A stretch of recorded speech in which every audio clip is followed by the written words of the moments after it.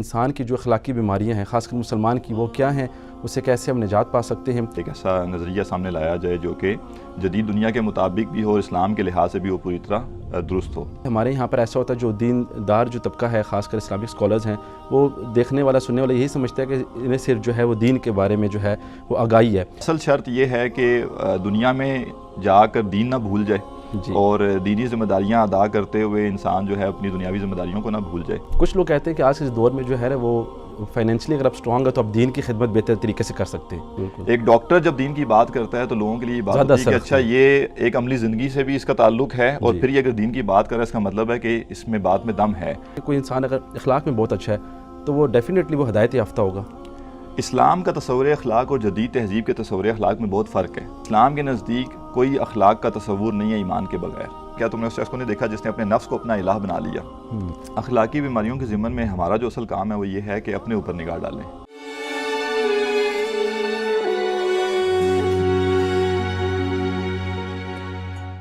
بسم اللہ الرحمن الرحیم۔ السلام علیکم ناظرین، آپ دیکھ رہے ہیں پروگرام قرآن کا سفر اور میں ہوں آپ کا ہوسٹ سید عطا اللہ شاہ بخاری۔ خواتین و حضرات، انسان اپنی زندگی میں مختلف بیماریوں کا سامنا کرتا ہے۔ وہ بیماریاں بخار کی صورت میں، کھانسی کی صورت میں، سر درد کی صورت میں، یا کوئی بھی آپ کسی بھی بیماری کا نام دے دیں، جب انسان کو وہ لاحق ہوتی ہیں تو انسان اس کے علاج کے لیے، اس کے معالجے کے لیے یقیناً تگدو کرتا ہے، میڈیسن لیتا ہے تاکہ میں اس سے نجات پا سکوں، میں اسے چھٹکارا حاصل کر سکوں۔ تو انسان کی جو ضمیر ہے وہ بھی اس چیز کی اجازت نہیں دیتا کہ کوئی انسان جو ہے اپنی اس بیماری کو اپنی اس زندگی کے نشیب و فراز میں ساتھ لے کے چلتا رہے۔ ڈیفینیٹلی اس کی کوشش ہوتی ہے کہ مجھے اس بیماری سے نجات ملے، لیکن وہی انسان اپنی اس زندگی کی مصروفیات میں، غفلت میں، کچھ ایسی اخلاقی بیماریوں کا بھی سامنا کر رہا ہوتا ہے جس کی طرف اس کا دھیان، اس کا فوکس نہیں جاتا، اور نہ ہی اس جو اخلاقی بیماریاں ہیں اس کو ٹھیک کرنے کے لیے کبھی وہ ایسی کوشش کرتا ہے یا کوئی ایسی منٹورشپ حاصل کرتا ہے جس کی وجہ سے اس کو ان چیزوں سے بھی نجات مل سکے۔ آج ہم اپنے اس پروگرام میں اسی حوالے سے بات کریں گے کہ انسان کی جو اخلاقی بیماریاں ہیں، خاص کر مسلمان کی، وہ کیا ہیں، اس سے کیسے ہم نجات پا سکتے ہیں۔ اور اسی ٹاپک کے اوپر بات کرنے کے لیے ہمارے درمیان جو آج ہمارے مہمان موجود ہیں، یقیناً کسی تعارف کے محتاج نہیں، ہمارے درمیان موجود ہیں جناب نعمان واجد عزیز صاحب، جو کہ اسلامک اسکالر بھی ہیں اور اسی کے ساتھ ساتھ جو ہے وہ اسلامک فلسفی میں پی ایچ ڈی بھی کر رہے ہیں، اور بصیرہ انسٹیٹیوٹ کے جو ہے فاؤنڈر ہیں، وہ سی ای او ہیں۔ اور ہمارے لیے خواتین و حضرات باعث سے میں سمجھتا ہوں کہ فخر کی بات ہے کہ وہ ایک بزنس مین بھی ہیں کہ جو دین کو سمجھنے والے، دنیا داری کے بھی نظام کو بہتر طریقے سے جو ہے ایسا کاروباری شخصیت وہ جو ہے سر انجام دے رہے ہیں۔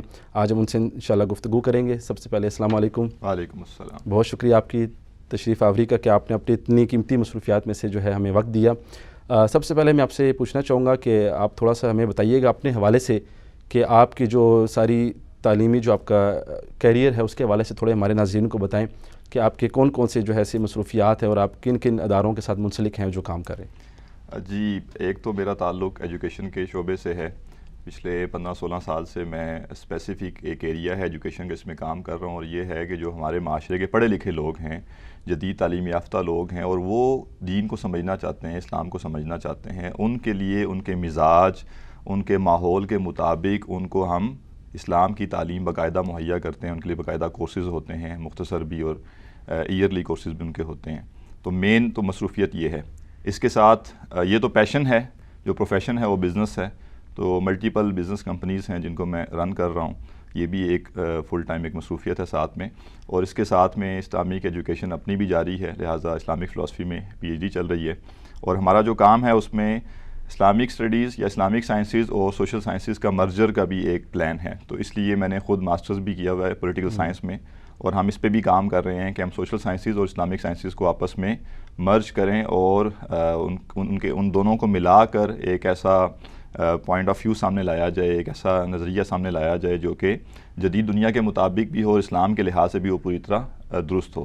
ٹھیک، اچھا، میں پروگرام پہ جانے سے پہلے اپنے اس سوال کے آغاز سے پہلے جس طرح بھی آپ نے ذکر بھی کیا، کیونکہ ہمارے ہاں مجھے آپ کا جو تعارف ہے وہ یقیناً اسلامک اسکالر کے طور پر ہے، تو بڑی خوشی کی بات ہے ہمارے یہاں پر ایسا ہوتا ہے جو دین دار جو طبقہ ہے، خاص کر اسلامک اسکالرز ہیں، وہ دیکھنے والا سننے والا یہی سمجھتا ہے کہ انہیں صرف جو ہے وہ دین کے بارے میں جو ہے وہ آگاہی ہے۔ تو جس طرح آپ ایک اسلامک اسکالر کے طور پر بھی آپ کی پہچان ہے، لیکن ساتھ ہی جو بزنس کا جو ایک نظام آپ نے سیٹ کیا، تو آپ ہمیں بتا سکتے ہیں کہ اس کے لیے بھی کوئی بھی آج اگر اسکالر ہے، کچھ دین جو ہے وہ سمجھنے والا، سمجھانے والا ہے، تو اسے دنیا داری میں اپنے آپ کو اس بزنس کے اپنے انٹرپرنورشپ میں کیسے اس کو لایا جا سکتا ہے اور ان چیزوں کو کیسے اس کے اوپر کام کر سکتا ہے؟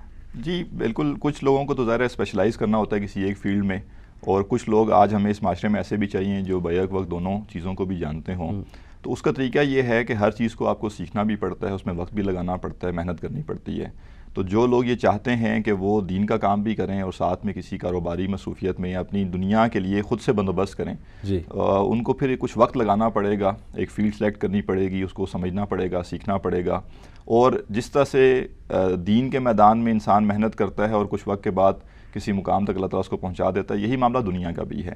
بس اصل شرط یہ ہے کہ دنیا میں جا کر دین نہ بھول جائے اور دینی ذمہ داریاں ادا کہ کسی غریب اس کے، کیونکہ وہ آپ دین کی خدمت میرے خیال سے بہتر طریقے سے سر انجام دے سکتے ہیں اگر آپ کے پاس فائنینشلی ہے. تو اس کے حوالے سے آپ اس کے اوپر بھی تھوڑا اصل میں جو حدیث ہے وہ تو یہ ہے کہ اللہ تعالیٰ کو قوی مومن جو ہے نا ضعیف مومن سے زیادہ پسند ہے، تو دونوں میں خیر ہے. اس میں جسمانی آتا ہے، اس میں فائنینشلی نہیں آتا ہے. نہیں، اس میں اصل میں ایمان کا کی بات ہے. ایمان جس کا کم مضبوط ہے نا، وہ اللہ تعالیٰ کو زیادہ پسند ہے اس کے مقابلے میں. اگرچہ جو ضعیف مومن ہے وہ بھی مومن ہے وہ بھی، لیکن یہ کہ قوی مومن زیادہ، تو وہ اس کا تعلق ایمان کے ساتھ ہے. ٹھیک. ادروائز ہمیں صحابہ میں ایسی مثالیں ملتی ہیں کہ جو یعنی ان کی عظیم اکثریت جو تھی وہ مالی طور پہ مستحکم نہیں تھے، لیکن اللہ کو بڑے پسند تھے. تو اصل چیز یہ ہے کہ بندہ مومن کے جتنے بھی صلاحیتیں اور اوقات ہیں نا وہ اللہ کے لیے لگ رہے ہوں، تو پھر وہ اللہ تعالیٰ کے لیے پسندیدہ ہے. کچھ لوگ کہتے ہیں کہ آج کے دور میں جو ہے وہ فائنینشلی اگر آپ اسٹرانگ ہے تو آپ دین کی خدمت بہتر طریقے سے کر سکتے ہیں. تو آپ جزوی طور پہ یہ ٹھیک بھی ہے جی اور جزوی طور پہ غلط بھی ہے. ہمارے سامنے دونوں طرح کی مثالیں ہیں. جی دیکھیں، اصل جو ضرورت ہے وہ یہ نہیں ہے کہ ہر دینی شخص ساتھ میں دنیا کے لیے بھی کھپ رہا ہو، ہر اسپیشلائزیشن ہوتی ہے نا، لیکن ہمیں اس وقت بڑی ضرورت ہے ایسے دینی لوگوں کی بھی، کیونکہ ایک معاشرے میں نا ایک فضا قائم ہو گئی ہے. لوگوں کو لگتا ہے کہ جو دینی آدمی ہے نا وہ یہ ساری باتیں اس لیے کر رہا ہے کہ اس کو دنیا سے سابقہ ہی نہیں پڑتا. جی تو یہ باتیں وہ تھیوریٹیکل کر رہا ہے، یہ پریکٹیکل نہیں ہے. تو کچھ دینی لوگ، سب کے سب نہیں، کچھ دینی لوگ جب دنیا کے میدان میں بھی کچھ کر کے دکھائیں گے اور پھر دین کی بات کر رہے ہوں گے تو یہ دعوت کے لیے ایک بڑا اہم معاملہ ہوگا کہ لوگ کہیں گے کہ اچھا نہیں، یہ خیالی باتیں نہیں ہیں. اسی لیے آپ دیکھیں کہ موجودہ دور میں جو جدید طبقہ ہے اس کے لیے جو لوگ زیادہ کارآمد ہیں دعوت کے لحاظ سے وہ جدید پڑھے لکھے لوگ ہیں اور پروفیشنلز ہیں. ایک ڈاکٹر جب دین کی بات کرتا ہے تو لوگوں کے لیے یہ بات ہوتی ہے کہ اچھا یہ ایک عملی زندگی سے بھی اس کا تعلق ہے، اور پھر یہ اگر دین کی بات کر رہا ہے اس کا مطلب ہے کہ اس میں بات میں دم ہے. لیکن جب ایک شخص جس کا تعارف لوگوں کے نزدیک یہ ہے کہ بس یہ ایک دینی آدمی ہے، وہ جب کوئی بات کرتا ہے تو لوگوں کو لگتا ہے کہ یہ پریکٹیکل شاید نہیں ہے بات، اور اس کو چونکہ سابقہ ہی نہیں پڑتا، یہ تو ہر وقت مسجد میں رہتا ہے، اس کو کیا پتہ مارکیٹ میں جائے گا اس کو پتہ چلے گا کہ کتنے مسائل ہیں اور کتنے چیلنجز ہیں، تو پھر اگر یہ دین کی بات کرے گا تو پھر ہم دیکھیں گے. اس کے مقابلے میں جب کوئی کاروباری شخص ہوگا، ایک پروفیشنل ہوگا، وہ دین کی بات کرتا ہے تو اس کی دین کی بات کی عوام کے نزدیک اہمیت ہے. جی تو دعوت کے کانٹیکس میں ہم کہیں گے کہ ایسے لوگوں کی ضرورت ہے ہمیں. ایگزیکٹلی. اور اچھا اب ہم ٹاپک کی طرف جائیں گے. جس طرح میں نے آج کے اس ٹاپک کے حوالے سے شروع میں بتایا، تو ہمیں یہ بتائیے گا کہ جو اخلاقی بیماری ہیں اس سے کیا مراد ہے اور قرآن پاک جو ہے اسے کیسے ایڈریس کرتا ہے. ٹھیک ہے، پہلے ہمیں سمجھنا ہوگا کہ اخلاق کہتے کس کو ہیں. عربی میں ایک لفظ ہے جس کا روٹ ورڈ جو ہے وہ خا لام قاف ہے. اسی سے خلق بنتا ہے، اسی سے خلق بنتا ہے. خلق کہتے ہیں ظاہری جسم کو، جو ہمارے جو فزیکل باڈی ہے یہ بھی اسی لفظ سے بنی ہے، اسی سے تخلیق کا لفظ بنا ہے. اور خلق سے کی جمع اخلاق ہے، اور وہ کہتے ہیں انر سیلف کو، جو انسان کا باطنی وجود ہے. تو جو جسمانی وجود ہے اور باطنی وجود ہے دونوں کا روٹ ورڈ ایک ہی ہے انسان کا. سمجھنے کے لیے جدید انداز میں ہم کہہ سکتے ہیں کہ جیسے ایک کمپیوٹر ہے یا ایک لیپ ٹاپ ہے، وہ ایک ہارڈ ویئر ہے، ایک اس کے اندر سافٹ ویئر ہے جو اس کا آپریٹنگ سسٹم ہے. وہ دونوں ملتے ہیں تو ایک تکمیل ہوتی ہے. تو اسی طرح جو انسان ہے، ایک اس کا ظاہری وجود ہے، اس کا جسم ہے، اور ایک اس کا باطنی وجود ہے. جو باطنی وجود ہے اصل میں وہ خلق ہے. اسی لیے جو اخلاق کا لفظ ہے نا یہ ویلیو نیوٹرل ہے، یعنی اس کے ساتھ ہمیں جوڑنا پڑتا ہے اچھے اخلاق اور برے اخلاق. جہاں اخلاق اچھے ہوتے ہیں وہاں اخلاق برے بھی ہوتے ہیں، اور اسی لیے اخلاق فاضلہ اور اخلاق حسنہ کی اصطلاح بھی، اور دوسری طرف اخلاق رذیلہ اور اخلاق سیئہ کی اصطلاح بھی ہے. ٹھیک ہے، تو انسان کا جو باطنی وجود ہے اس کو ہم کہتے ہیں یہ اس کے اخلاق ہیں. اور اگر وہ جو باطنی وجود ہے وہ اچھا ہوگا تو ہم کہیں گے اس شخص کے اخلاق اچھے ہیں، اور اگر وہ برے ہوں گے تو ہم کہیں گے اس کے اخلاق برے ہیں. اور جو اخلاقی بیماریاں جن کو ہم کہہ رہے ہیں اصل میں وہ وہی ہیں جو اخلاق رذیلہ ہیں یا اخلاق سیئہ ہیں، جو برے اخلاق ہیں. اچھا، ایک چھوٹا سا سوال یہاں پہ میں کرنا چاہتا ہوں. اگر کسی انسان کے اخلاق بہت اچھے ہیں، اخلاقی پوائنٹ آف ویو سے بہت ہائی ہے وہ، لیکن کیا ہدایت کا اس چیز کے ساتھ تعلق ہے کہ کوئی انسان اگر اخلاق میں بہت اچھا ہے تو وہ ڈیفینیٹلی وہ ہدایت یافتہ ہوگا؟ اسلام کا تصور اخلاق اور جدید تہذیب کے تصور اخلاق میں بہت فرق ہے. جی، اسلام کا تصور اخلاق جو ہے وہ ایمان سے نکلتا ہے، لہذا اسلام کے نزدیک کوئی اخلاق کا تصور نہیں ہے ایمان کے بغیر. اور جدید تہذیب کے نزدیک جو اخلاق ہیں اس کے پیچھے کوئی ایمان نہیں ہے. تو اس لیے ہمیں یہ سمجھنا پڑے گا کہ اخلاق کے دو تصورات ہیں, اسلام کا ڈیفرنٹ ہے اور جدید تہذیب کا ڈیفرنٹ ہے. اسلام کے نزدیک اگر کسی کے اخلاق کے پیچھے ایمان نہیں ہے تو اسلام کے نزدیک وہ اخلاق نہیں ہے. ٹھیک ہے, یعنی اگر وہ جو چیزیں ہیں معاشرے کے لیے وہ بہتر ہے, معاشرے کو شاید اس کا فائدہ ہو دیکھتے سکتا ہیں ہے کہ اخلاقی پوائنٹ آف ویو سے ایتھیکلی بہت اسٹرانگ ہوتے ہیں, بہت اچھے ہوتے ہیں, لیکن ہدایت نہیں ہوتی پاس. دیکھیے قرآن مجید کی سورہ بقرہ آیت نمبر 177 میں اللہ تعالیٰ جو ہے وہ نیکی کو بیان کرتا ہے کہ نیکی کیا ہے, اور نیکی کو بیان کرنے کے لیے جو سب سے پہلی شرط بیان کی گئی وہ ایمان ہے کہ نیکی اس شخص کی ہے جو مومن ہے. باقی چیزیں بعد میں, نماز روزہ ان چیزوں کا ذکر اس کے بعد آیا, پہلے ایمان آیا. مثلاً جو شخص کوئی اچھا کام کرتا ہے اور وہ اللہ کے لیے نہیں کرتا تو اسلام میں وہ نیکی نہیں ہے. دیکھنے والے کے نزدیک وہ نیکی ہو سکتی ہے. مثلاً اگر کسی نے کسی کی مدد کی ہے اور مدد اس لیے کی ہے کہ کل کو اس سے میں فائدہ بھی حاصل کروں گا, اب دیکھنے والا تو کہے گا یہ بڑا اچھا آدمی ہے, لیکن اسلام کے نزدیک اس نے کوئی نیکی نہیں کی, کیونکہ اس نے اپنے فائدے کے لیے, خود غرضی کے لیے یہ کام کیا, اللہ کے لیے نہیں کیا کہ کل کو مجھے کسی بھی شکل میں اس کا بینیفٹ واپس آئے گا. تو اب اسلام کے نزدیک یہ نیکی نہیں ہے, اس کی نیت ڈیپینڈ کرے. جی, جبکہ دیکھنے والا جو دنیا دار ہے یا مغربی تہذیب کہے کہ ہاں اس نے اچھا کام کیا ہے, تو اسلام کا تصور اخلاق پھوٹتا ہے ایمان سے, توحید سے. ٹھیک, اچھا اخلاقی بیماریوں کے حوالے سے آپ بتا رہے تھے کہ کون کون سی ایسی بیماریاں ہیں اور قرآن پاک نے جو اس کا ذکر کیا اس حوالے سے بتائیے. جی, اخلاقی بیماریوں میں ہمیں سمجھنا پڑے گا کہ دو لیئرز ہیں. ایک اخلاقی بیماریاں وہ ہیں جو روٹ کاز ہیں, بنیاد ہیں, اور دوسری ہیں جو ان سے پھر پھوٹتی ہیں. اصل میں جو اخلاقی بیماری سب سے بڑی ہے وہ انسان کی ہے نفس پرستی, کہ انسان اپنے نفس کے فائدوں کے لیے کسی اصول, کسی معیار کو چھوڑ کر بس ہر صورت میں چاہے کہ میرا فائدہ ہو. یہ سب سے بنیاد ہے, اسی سے پھر باقی بیماریاں پھوٹتی ہیں. مثلاً سب سے بڑی جو بیماری ہے ایک اخلاقی وہ حسد ہے. اور حسد کہاں سے پھوٹتا ہے کہ انسان اپنی ذات کے لیے چاہتا ہے کہ مجھے کچھ ملے, اور جب وہ دیکھتا ہے کہ مجھے تو وہ نہیں ملا لیکن کسی اور کو وہ مل گئے, تو اس کے دل میں یہ تمنا پیدا ہوتی ہے کہ اس سے یہ چھن جائے اور مجھے یہ چیز مل جائے, یا مجھے ملتی یا نہیں ملتی اس سے تو چھن جائے کم از کم. اب یہ کیا ہے, یہ جو حسد پیدا ہوا ہے اس کے پیچھے وہ نفس پرستی تھی, جس نفس پرستی نے اس کو اس بات پہ آمادہ کر دیا کہ جو شے اس کے پاس نہیں ہے اس کو دوسرے میں بھی دیکھ کے اس سے برداشت نہیں ہو رہی. تو اسی طرح اور جتنی باطنی بیماریاں جن کو ہم کہتے ہیں امراض القلوب کہا جاتا ہے, یہ ساری کی ساری اخلاقی بیماریاں ہیں, جس میں خود غرضی شامل ہے, حسد شامل ہے, بغض ہے, کینہ ہے, یہ سب جو ہے باطنی بیماریاں ہیں. ٹھیک, اچھا یہ جو بیماریاں آپ نے جن کا بتایا, تو یہ اس کی بگاڑ کی وجہ کیا, کوئی ہماری یہ اندرونی کمزوری ہے یا ماحول کا اثر بہت جو ہے یہ متاثر کرتا ہے؟ یہ دونوں باتیں ہوتی ہیں. ماحول بھی انسان کو متاثر کرتا ہے اور انسان کے جو اپنے اندر جو کچھ چل رہا ہوتا ہے وہ بھی اس پہ اثر انداز ہوتا ہے. اور اپنے اندر جو چلنے والا معاملہ ہے وہ تو نفس پرستی ہے. تو انسان جب خود غرض ہوتا ہے, نفس پرست ہوتا ہے, وہ چاہتا ہے کہ مجھے سب کچھ مل جائے, میرے فائدے ہو جائیں, اور کوئی اس کے لیے اصول یا کوئی اخلاقی تعلیم اس کے سامنے نہیں آتی, تو یہ اس کا اندر سے یہ روٹ کاز بن جاتا ہے. اور باہر سے یہ ہوتا ہے کہ جب اس کے قریب اس طرح کے لوگ ہوتے ہیں جو خود غرض ہیں, تو وہ اس کو انفلوئنس کرتے ہیں. وہ جب دیکھتا ہے کہ اچھا یہ بندہ ہے اور یہ بس سب کچھ کر کے, جیسے قرآن مجید کہتا ہے نا, کیا تم نے اس شخص کو نہیں دیکھا جس نے اپنے نفس کو اپنا الہ بنا لیا. تو اب جب اس کے ارد گرد ایسے لوگ ہوں گے جو بالکل نفس پرست ہوں گے, تو وہ بھی اس پہ اثر ڈالیں گے, اور کچھ اس کے اپنے اندر بھی یہ خواہش ہوگی کہ میں کچھ ہوں. تو اس لیے آپ دیکھیے کہ باطنی بیماریوں میں سے ایک بیماری تکبر ہے. تو تکبر کیا اصل میں انسان کا یہ سمجھنا اپنے اندر کہ میں باقیوں سے بہتر ہوں, اور میں کوئی چیز ہوں اور باقی مجھ سے کمتر ہیں, یا باقیوں کو مجھ سے کمتر ہونا چاہیے اور مجھے برتر ہونا چاہیے, لوگوں کو حقیر جاننا. تو اب یہ کیا ہے, اس کے اندر کی چیز بھی ہے, وہ اپنی بڑائی چاہتا ہے, اور پھر جب اس کو معاشرے میں کچھ متکبر لوگ نظر بھی آ جائیں گے, یا اس کے جو سراؤنڈنگ ہوگی وہاں پہ اس طرح کے لوگ ہوں گے جو اپنی بڑائی چاہتے ہیں, تو وہ بھی انفلوئنس کریں گے اس کو. تو یہ ٹو وے ہے.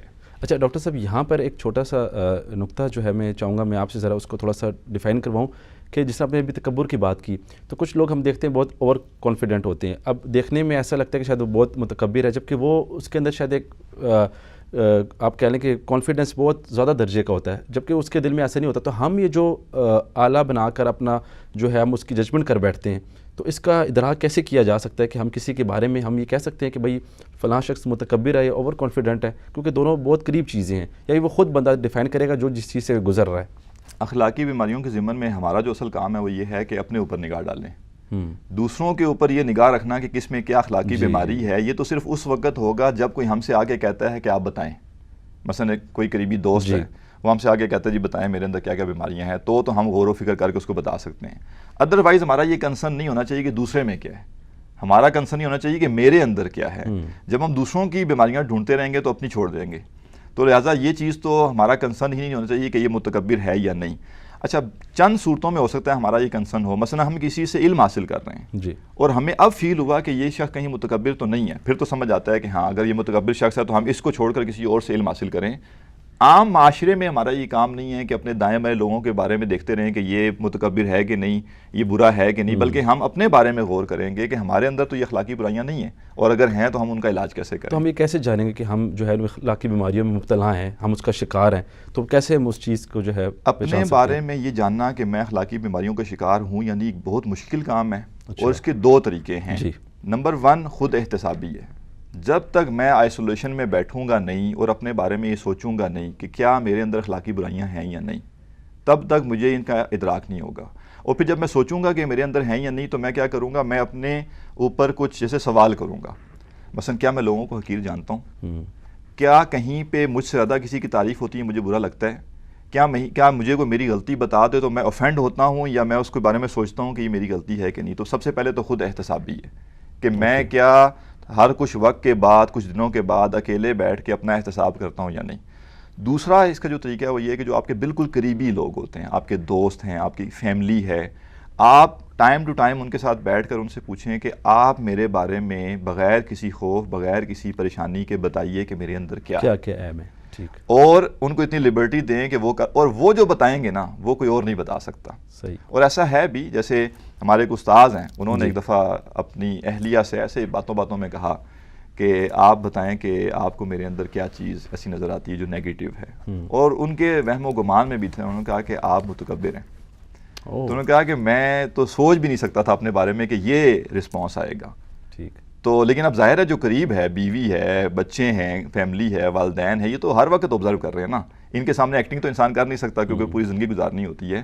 یہ جو دوست، احباب، بیوی، بچے، فیملی، والدین، بہن بھائی ہیں، یہ بتا سکتے ہیں کہ بھائی تمہارے اندر یہ مسئلہ پایا جاتا ہے۔ ٹھیک۔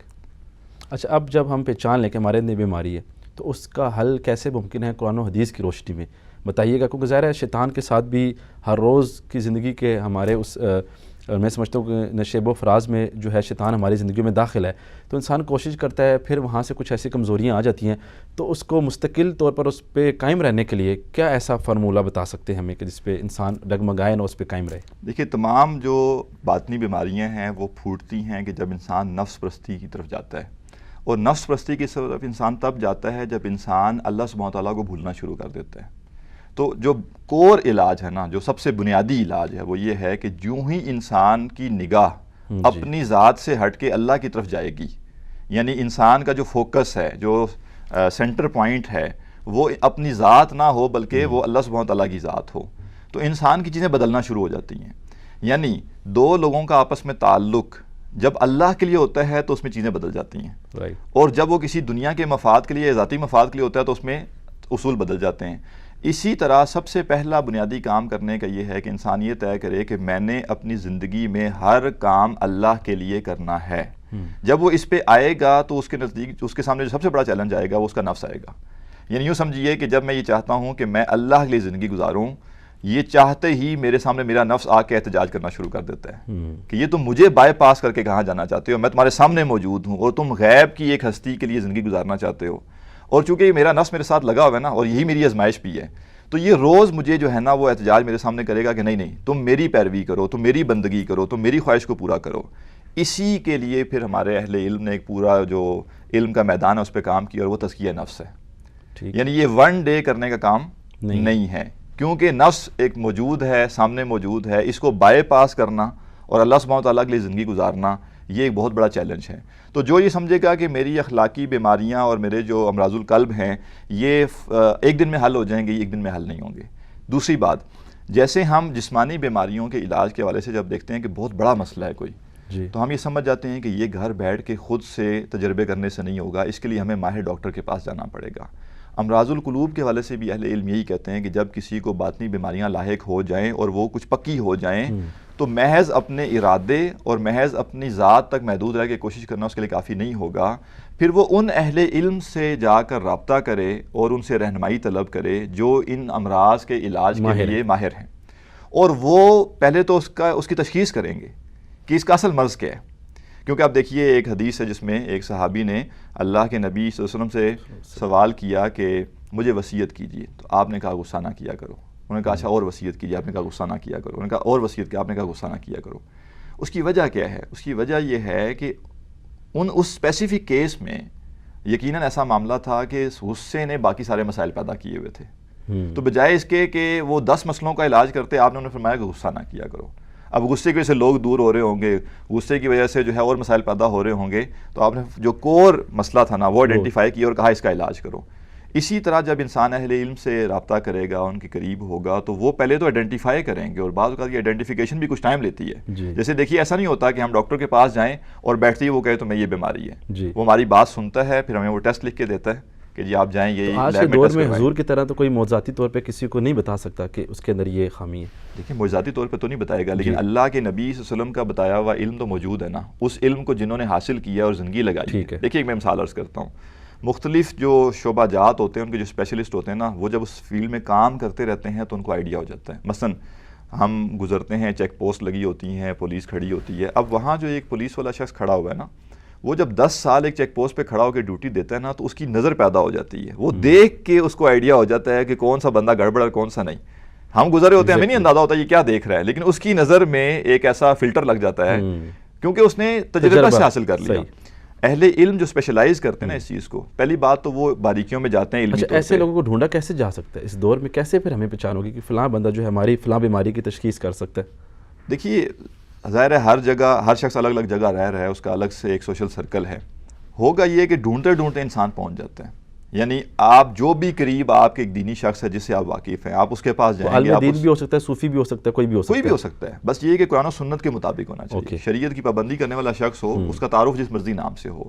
وہ محلے کے مسجد کے امام بھی ہو سکتے ہیں، وہ آپ کے کوئی ٹیچر بھی ہو سکتے ہیں، اور ہو سکتا ہے آپ کسی کے پاس جائیں تو وہ آپ کو کہے یہ جو اسپیسیفک آپ کا مسئلہ ہے نا، اس کے لیے جیسے ہم ڈاکٹر کے پاس جاتے ہیں نا، وہ کہتے ہیں نا یہ فلاں اسپیشلسٹ کے پاس، وہ ریفر کر دیتا ہے. تو اہل علم بھی ایسے ہی کرتے ہیں، جب دیکھتے ہیں نا یہ میرا اسپیشلائزیشن نہیں ہے تو وہ ریفر کر دیتے ہیں کہ آپ فلاں عالم کے پاس جائیں، وہ اس چیز کو اسپیشلائز کرتے ہیں. آج ویسے پیر و مرشد کی اگر میں بات کروں، کیونکہ ٹاپک سے ہٹ جاؤں، تو کہہ سکتے ہیں ہم کوئی ایسے پیر و مرشد جو اسلامی پوائنٹ آف ویو سے پورے اپنے آپ کو اس میں ڈھالے ہوئے ہیں، تو ہم ان کی جو ہے رہنمائی لے سکتے ہیں؟ بالکل موجود ہیں. یعنی اس وقت اگرچہ کچھ عوام میں سے ایک طبقہ ہے جس کو لگتا ہے کہ یہ تصوف یا یہ پیر و مرشد یہ سب چیزیں جو ہے نا یہ تھوڑی سی کوئی نیگیٹو چیزیں، تو ایسا نہیں ہے. جیسے ہر فیلڈ میں اچھے اور برے لوگ ہوتے ہیں، اس میدان کا بھی ایسے ہی معاملہ ہے. کچھ لوگ ہیں، اب جیسے آپ دیکھیے علامہ ابن قیم رحمہ اللہ، ان کا بہت بڑا کام ہے اس پر کہ انہوں نے دل کے امراض کے اوپر بات کی ہے، اس کی اصلاح کے اوپر اتنی تفصیل سے بات کی ہے. شیخ سعدی رحمۃ اللہ علیہ. تو جو اہل علم ان چیزوں کو اسپیشلائز کرتے ہیں، اسی کو پڑھنا، پڑھانا، ڈسکس کرنا، لوگوں کو ڈیل کرتے رہنا، تو over the period of time ان کے اندر ایک اسکل پیدا ہو جاتی ہے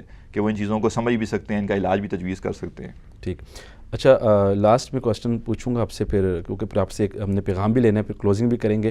ڈاکٹر صاحب اس حوالے سے بتائیے گا کہ آج کمپٹیشن جو ہے سوشل میڈیا کا جو اس ٹائم ماحول کا جو اثر ہے، اس کے بغیر ہماری زندگیاں میں سمجھتا ہوں کہ بالکل ہمیں خالی خالی سی لگتی ہیں. تو اس سوشل میڈیا کے دور میں جہاں پر اتنی مقابلے بازی کمپٹیشن ہے، تو ہم اپنے ان اخلاقی بیماریوں کے اوپر ہم کام بھی کر رہے ہوں، تو اس کے اوپر برقرار رہنا کیسے ممکن ہے؟ دیکھیے سوشل میڈیا کا استعمال جو ہے نا اس کو فلٹر کرنا بہت ضروری ہے. جو انفرادی طور پہ یعنی ایک سوال یہ ہوتا ہے نا کہ سوشل میڈیا کو بالکل چھوڑ دیا جائے. اب ظاہر ہے پریکٹیکلی ایسا ہو نہیں ہوتا. جو اس کا اصل علاج ہے وہ یہ ہے کہ آپ اس کو محدود کریں. اور محدود کرنے کا مطلب یہ نہیں کہ آدھا گھنٹہ استعمال کریں 1 گھنٹہ، وہ تو وقت کی محدودیت ہے. محدودیت یہ ہے مثلا ایک شخص سوشل میڈیا پہ جن کو پڑھتا ہے وہ لمیٹڈ لوگ ہونے چاہیے. اس کو پتہ ہو کہ یہ 20 یا 50 علمی لوگ ہیں، یہ اپنے فیلڈ کے ماہر لوگ ہیں، ان کو میں پڑھوں گا، نہ کہ ہر ارے گرے کو وہ پڑھ رہا ہو اور یہ ہر چیز وہ دیکھ رہا ہو.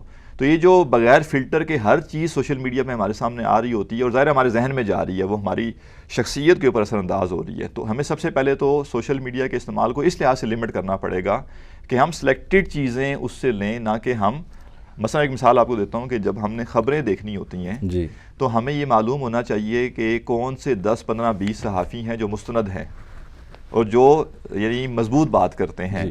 کوئی وہ انتشار پھیلانے والی یا سنسنی والی باتیں نہیں کرتے. جب ہم ان سے خبر لیں گے تو ہماری سوشل میڈیا کے استعمال سے نقصان نہیں ہوگا. لیکن جب ہم ہر خبر کو دیکھیں گے تو اس میں مسالے لگانے والے بھی موجود ہوں گے، اس میں جھوٹی خبریں دینے والے بھی موجود ہوں گے، پھر وہ ہماری شخصیت کو متاثر کریں گے.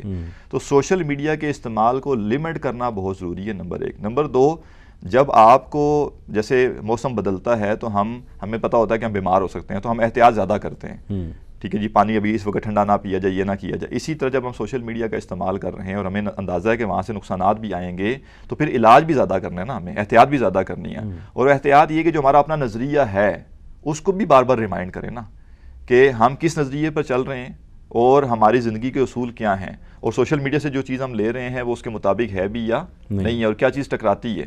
اچھا، آپ کی اجازت سے اگر میں آپ سے یہ شامل کرنا چاہتا ہوں میں اپنے اسی پروگرام کے توسط سے کہ کیا وظائف جو ہیں وہ بھی ہمیں جو صحیح وظائف ہے قرآن پاک سے جو ہمیں ملتے ہیں یا اللہ تعالیٰ کے جو نام ہے، اذکار ہے، کیا وہ ہماری ان اخلاقی جو بیماریاں ہیں ان کو دور کرنے میں مددگار ہو سکتے ہیں؟ جی بالکل، اخلاقی بیماریاں جو ہوتی ہیں نا وہ روح میں پیدا ہوتی ہیں، صحیح ہے، اور جو روح کا علاج ہے وہ یہ روحانی بیماریاں بھی اسی کا ہی نام ہے یا وہ ایک الگ سلسلہ ہے؟ روحانی بیماریوں اور اخلاقی بیماریوں بس فرق یہ ہے کہ جب ہم روحانی بیماریوں کا ذکر کرتے ہیں تو اس میں وہ چیزیں بھی آ جاتی ہیں جن کا تعلق کچھ خاص اثرات اور ان چیزوں کے ساتھ بھی ہے۔ چلو اس پہ ہم انشاءاللہ پھر کسی پروگرام میں بات اور کریں جب گے۔ ہم اخلاقی بیماریاں کہتے ہیں تو اس کا تعلق ان چیزوں سے ہوتا ہے کہ جس کے پھر لوگوں کے ساتھ ڈیلنگ کے ساتھ تعلق آ جاتا ہے، تو اس لیے ہم اس کو فرق کر دیتے ہیں کہ اخلاقی بیماریوں میں ہم پھر ان کا ذکر نہیں کرتے کہ جن کے خاص طرح کے، جیسے ہم کہتے ہیں نا کہ پھر دم بھی کیا جاتا ہے انسان کو اس کی علاج کے لیے، تو وہ ان ساروں کو پھر صرف روحانی بیماریاں کہا جاتا ہے۔ تو اخلاقی میں عام طور پہ وہ چیزیں آتی ہیں جن کا تعلق انسانوں کے آپس کے انٹریکشن سے بھی ہوتا ہے، یعنی وہ چیزیں جو پھر بیہیویئر میں جھلکتی ہیں وہ اخلاقی بیماریاں ہیں، ٹھیک ہے نا۔ اور وہ بیماریاں جو انسان کی صرف روح کو متاثر کرتی ہیں اور اس کی وجود کو متاثر کرتی ہیں ان کو ہم ٹیپیکل کہتے ہیں کہ یہ روحانی بیماریاں ہیں، اور اس لیے آپ دیکھتے ہیں کہ روحانی علاج کا لفظ جب استعمال ہوتا ہے تو وہ یہ حسد اور اس کے لیے نہیں ہوتا۔ یہ روحانی علاج کا کیا ہوتا ہے کہ اچھا جی یہ بندہ ہے، اس کے اوپر کسی نے جو ہے نظر بد ہو گئی ہے، ٹھیک ہے نا، اور کسی نے جو ہے نا اس کے اوپر کوئی جادو کر دیا ہے یا کوئی اثرات ہو گئے ہیں تو اب اس کا علاج کرنا ہے، تو ہم کہتے ہیں اچھا روحانی علاج۔ جبکہ یہ جو بیماری لیکن حسد ہونا، کینہ ہونا، تکبر پرست ہونا، یہ ساری چیزیں اخلاقی بیماریوں میں یہ اخلاقی ہیں، یعنی جس بیماری کے ذریعے میرا لوگوں سے جو ڈیلنگ ہے، اس کی وعید بھی ہے، اس کے بارے میں پکڑ بھی ہے جی اگر ہم نے اس کا علاج نہ کیا۔ جی بلکہ جو ہم ان کو بیماریاں کہہ رہے ہیں اصل میں تو یہ گناہ ہیں، گناہ ہیں، ہاں، یہ حسد ہے، کبر ہے، یہ بڑے گناہ ہیں۔ اور اب اندازہ کیجئے کہ جیسے سود گناہ ہے، شراب نوشی گناہ ہے، ایسے ہی حسد بھی گناہ ہے، کبر بھی گناہ ہے۔ کبر کے بارے میں تو یہ ہے کہ جس کے دل میں رائی کے دانے کے برابر بھی کبر ہوگا وہ جنت میں داخل نہیں ہو سکتا، اتنا بڑا مسئلہ ہے یہ۔ تو بعض لوگ ظاہری گناہوں کو تو بہت اہم، وہ بھئی شراب نہیں پینی، سودی لین دین نہیں کرنا، لیکن ساتھ میں تکبر لے کے چل رہے ہیں، کوئی مسئلہ نہیں ہے، حالانکہ تکبر اتنا ہی زیادہ سخت ہے جتنا سودی لین دین سخت ہے۔ علماء یہی کہتے ہیں نا، تکبر کا حسد کو جو بیان کرتے ہیں کہ آپ اللہ تعالیٰ کی دی ہوئی نعمتوں کا مقابلہ کرتے ہیں کہ فلاں شخص کو اللہ نے اتنی عطا کی تو میرے پاس کیوں نہیں، وہاں سے یہ بیماری جو ہے آپ کہہ لیں کہ جنم لیتی ہے۔ اور اللہ کی تقسیم پہ اعتراض بھی ہے نا، اعتراض بھی ہے کہ اللہ نے کسی کو کیوں دیا، نعوذ باللہ، جیسے اللہ تعالیٰ مجھ سے پوچھ کے کسی کو کچھ دے گا، یہ میری مرضی کے مطابق دے گا۔ صحابہ کرام کے زمانے میں عبد الرحمن بن عوف ہے، بڑے بڑے جو ہے وہ میں سمجھتا ہوں کہ سخی بھی تھے، ایسے لینڈ لارڈ بھی تھے، اگر آج کی ہم اس ٹرم میں بولیں تو صحابہ کرام بڑا فخر محسوس کرتے تھے، نہ کہ حسد کرتے تھے۔ تو میں سمجھتا ہوں کہ ہمیں ان کی زندگیوں سے بھی ہمیں سیکھنا چاہیے، ہمارے لیے عملی نمونہ بھی ہیں۔ تو آخر میں آپ ہمارے اس پروگرام میں جو پیغام دینا چاہیے ہمارے نوجوانوں کو، یوتھ کو، تو وہ آپ فرمائیے گا۔ جی، پہلی چیز تو یہ ہے کہ ہماری زندگی با مقصد ہونی چاہیے۔ جی، جب ہم مقصد نہیں رکھتے اپنی زندگی میں تو پھر ہم ڈگمگا رہے ہوتے ہیں، کبھی ادھر کبھی ادھر، ایک زگ زیگ ہماری زندگی میں چل رہا ہوتا ہے۔ تو ہم اگر اپنی زندگی کو اسٹریم لائن کرنا چاہتے ہیں تو اس کے لیے ہماری زندگی میں کوئی مقصد ہونا چاہیے، اور مقصد جتنا عظیم ہوگا اتنا انسان عظیم ہوگا، مقصد جتنا گھٹیا ہوگا انسان بھی اتنا ہی گھٹیا ہوگا۔ تو انسان ڈیفائن ہوتا ہے اس کے مقصد سے۔ دنیا میں آج جتنے لوگوں کو ہم پریز کرتے ہیں کہ یہ بہت اچھے لوگ تھے، تو وہ بھی ہم جیسے انسان تھے، فرق صرف یہ تھا کہ انہوں نے مقاصد بہت عظیم بنا لیے۔ مثلا ہم سادی سی ایک مثال اپنے معاشرے کی لے لیں تو عبدالستار ایدی صاحب جو ہیں وہ ان کو لوگ کیوں یاد کرتے ہیں؟ صرف اس لیے کہ انہوں نے اپنی زندگی میں ایک مقصد عظیم بنا لیا کہ میں نے لوگوں کی خدمت کرنی ہے۔ بالکل، باقی جو بھی ان کی زندگی کے معاملات ہیں ہم ان کو ایک سائڈ پہ رکھ کے صرف یہ اگر بات دیکھیں تو بہت سے لوگوں نے ان کو اس کام کو اس بنا پر ان کی تعریف کی کہ انہوں نے کتنا اچھا کام کیا۔ اسی طرح جن کی ہم برائی کر رہے ہوتے ہیں وہ بھی کون لوگ ہیں جنہوں نے برے مقاصد کو اپنایا، گھٹیا مقاصد کو اپنایا۔ تو آج نوجوانوں کا ایک مسئلہ یہ ہے کہ ان کو لگتا ہے کہ جیسے پیسہ کمانا مقصد ہے، یہ پیسہ کمانا مقصد نہیں، یہ ضرورت ہے۔ تو یہ بھی وہ پوری کریں، اپنی زندگی کی ذمہ داریاں بھی پوری کریں، لیکن مقصد اس سے اوپر ہوتا ہے۔ مقصد وہ ہوتا ہے جو آپ کی پوری زندگی کو لے کے چل رہا ہوتا ہے اور آپ کی زندگی اس ڈائریکشن میں چلتی ہے۔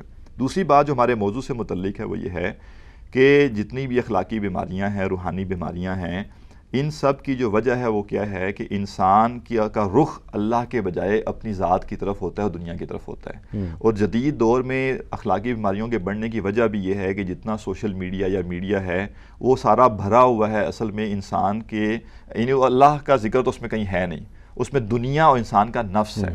ایک چھوٹی سی مثال سے اگر میں عرض کروں، ہمیں یہ تعلیم پہلے دی جاتی تھی کہ بھئی اگر پھل کھائے جائیں تو اس کے چھلکے نہ باہر نہ پھینکے جائیں تاکہ کسی کو دے کے کوئی احساس کمتری نہ ہو۔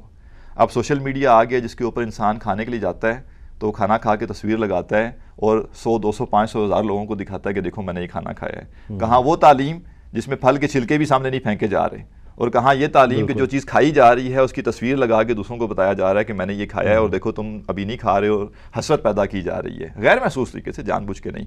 تو لہٰذا چونکہ چیلنج بہت بڑھ چکا ہے، تو ہمیں ایک تو یہ دیکھنا پڑے گا کہ کیا ہم خود تو اس کا شکار نہیں ہیں، کیا ہم دوسروں کو احساس محرومی بڑھا تو نہیں رہے ان کا، اور جب ہم اپنا رخ اللہ کی طرف کر لیں گے، یعنی جب میرا کنسرن یہ ہوگا کہ اللہ کو کیا پسند ہے، اللہ کو کیا چیز راضی کر سکتی ہے، تو میرا رویہ اور میرا اخلاق کچھ اور ہوگا۔ اور جب میں یہ دیکھوں گا جو میرے سامنے بندہ ہے، میرے جو قریب لوگ ہیں وہ کیا چاہتے ہیں، وہ کیسے خوش ہوں گے، تو میرا اخلاق کچھ اور ہوگا۔ تو اعلیٰ اخلاق کہاں سے پھوٹتے ہیں اسلام میں؟ ایمان سے۔ اور ایمان کیا ہے کہ میرا کل کنسرن یہ ہے کہ اللہ کو کیا پسند ہے اور اللہ کو کیا پسند نہیں ہے، میں نے وہ بننا ہے جو اللہ کو پسند ہے اور میں نے وہ نہیں بننا جو اللہ کو پسند نہیں ہے۔ جب یہ ہمارا مقصود بن جائے گا تو ہمارے اخلاق خود ہی سنورنا شروع ہو جائیں گے۔ بہت شکریہ ڈاکٹر صاحب کہ آپ نے ہمیں اتنا وقت دیا، اور آپ نے بہت آج خوبصورت جو ہے باتیں کی ہیں اور رہنمائی کی ہے، اور میں سمجھتا ہوں کہ ہمیں ہماری یوتھ کو اور ہمارے جو ہے ناظرین کو انشاءاللہ تعالیٰ بہت کچھ آج کے اس پروگرام سے جو ہے وہ سیکھنے کا موقع ملے گا، اور اللہ سے دعا ہے جو آپ نے جو نیک باتیں ہمارے سامنے جو چیزیں رکھی ہیں ہمیں اللہ تعالیٰ ان پہ چلنے کی توفیق عطا فرمائے۔ جی خواتین و حضرات، اسی کے ساتھ جو ہے پروگرام کا وقت ختم ہو جاتا ہے۔ مجھے اور میرے مہمان کو اور پوری ٹیم کو اجازت دیجیے کہ انشاءاللہ پھر پروگرام میں حاضر ہوں گے۔ السلام علیکم ورحمۃ اللہ وبرکاتہ۔